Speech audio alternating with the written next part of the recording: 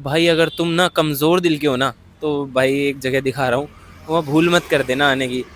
ये देखना, मैं तो भाई इसे देख के ही डर गया।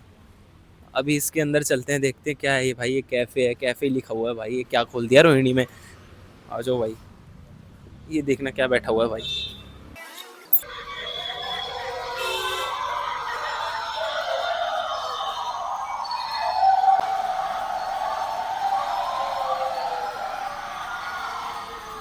तो रोहिणी वालों और बुधियर वालों, हम दिल्ली में पहली बार ले आए हैं आप सबके लिए एक वायरल हॉन्टेड कैफे। आपको यहाँ हर तरीके के वेज नॉन वेज आइटम्स मिलेंगे। ये खुल रहा है 12 अप्रैल को आपके रोहिणी सेक्टर 3 में। और अगर आप हमारे page the lost kitchen haunted cafe को फॉलो करके आते हैं तो आपको मिलेगा free peri peri fries and 20% off on bill. और जल्दी आइए, अगर आपको अपना एक डाइनिंग स्पूकी एक्सपीरियंस में बनाना है तो please visit the lost kitchen haunted cafe.